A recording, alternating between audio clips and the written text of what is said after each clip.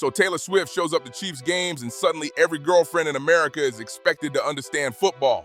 Don't worry, I've got you covered. In this video, we're going to break down the basics of football in a way that actually makes sense, even if you've never cared about sports before. You'll finally know what a quarterback really does, why everyone freaks out when wide receivers score, and yes, why Taylor's fiance Travis Kelce is such a big deal.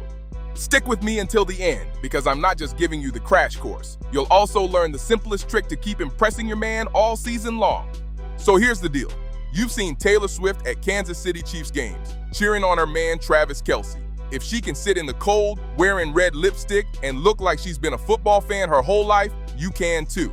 The trick is knowing just enough about football to casually drop a fact or two that makes your man's jaw hit the floor. That's what we're doing today. We're breaking down the most important positions on the field in a way that's simple and easy to remember. Let's start with the quarterback. Think of the quarterback as the lead singer of a boy band. He's the one everyone watches, he decides what song gets sung, and if things go badly, everyone blames him.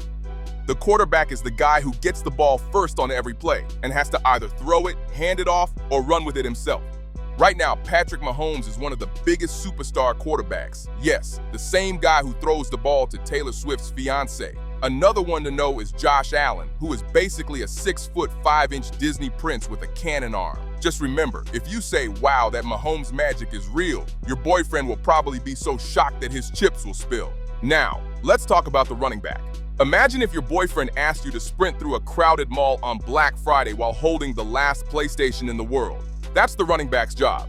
He takes the ball and tries to run through a wall of angry men built like refrigerators. Saquon Barkley of the Eagles is like the marathon runner who never gets tired. And Derrick Henry is basically Thanos in shoulder pads. Just saying, if you mention Derrick Henry stiff-arming someone, your man may get you the beer at halftime instead of you getting it for him. Then we've got the wide receivers. These are the divas of the team in the best way. If the quarterback is the lead singer, the wide receivers are the supporting cast who demands their own spotlight. Their job is to run down the field, get open, and catch the ball.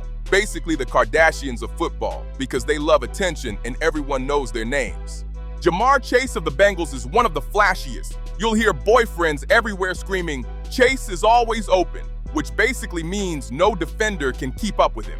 And Justin Jefferson is so smooth, he literally does the gritty dance after touchdowns. Ask your boyfriend, do you think Chase or Jefferson is the best wide receiver in football? And you'll have him looking at you like you've just predicted the stock market.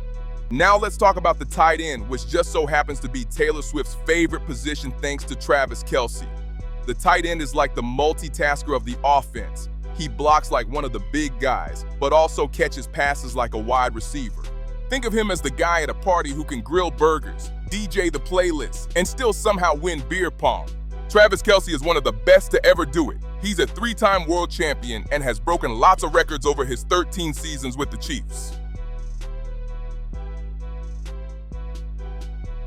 Another big name is Brock Bowers of the Raiders, who broke records as a rookie. So if you lean over to your boyfriend during a game and talk about Travis instead of Taylor, he'll wonder who is this person that looks like his girlfriend. Moving on to the offensive line. These guys are like the bodyguards at a Taylor Swift concert. You can also think of it like the Wi-Fi in your house. Nobody talks about it when it's working, but the second it goes down, everyone panics. They're huge, they're strong, and they basically get zero credit. Their whole job is to protect the quarterback and give the running back space to move. They don't score touchdowns, they don't get the spotlight, but without them, the entire offense collapses. Right now, the Eagles and Broncos have the highest rated offensive lines in football. Drop a line like, the offensive line is giving the quarterback all day to throw, and your boyfriend will look at you like you just explained his fantasy lineup better than he could. On the other side, we have the defensive line. They are built to cause chaos, and their entire mission is to ruin whatever the offense is trying to do. If the quarterback wants to throw, they're in his face. If the running back wants to run, they're tackling him before he takes 2 steps. Vita Vea of the Buccaneers is the classic example. He's still disrupting plays at age 30 like it's nothing. And Dexter Lawrence of the Giants is a mountain in cleats, blowing up plays before they even start. Drop a line like, Lawrence completely stuffed the running back at the line of scrimmage, and your boyfriend will be so impressed he might actually pause the game and ask you to say it again. Now, let's zoom in on edge rushers. Their entire job is to sprint around or through the offensive line and take down the quarterback before he even knows what's happening. TJ Watt of the Steelers is a master at this, practically living in the backfield. And Myles Garrett of the Browns is such a freak athlete that trying to block him feels unfair. If you say Watt completely took over that game, your boyfriend will probably look at you like you just explained his favorite conspiracy theory back to him perfectly. Let's not forget about linebackers. If football was a restaurant, linebackers would be the waiters. They have to do a little of everything. They stop the run, cover short passes, and sometimes run at the quarterback. They're basically the multitaskers of football. Fred Warner of the Niners is like the overachiever in class that ruins the curve for everyone else.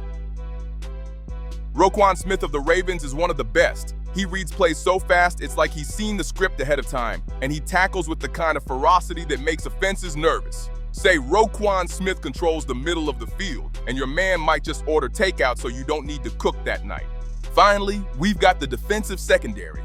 These guys are like the hall monitors of the football field.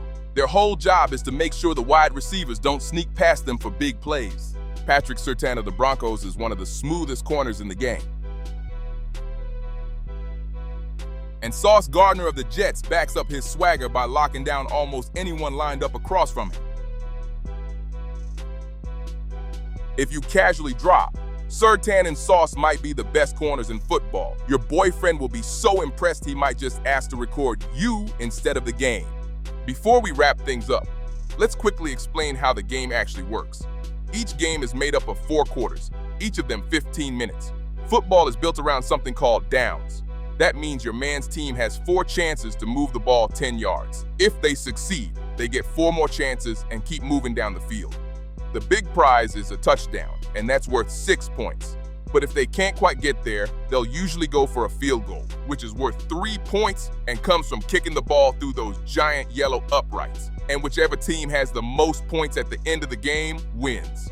So there you go, some of the important types of players and a few rules, all explained in a way that makes you look like a football genius without ever having to memorize a playbook.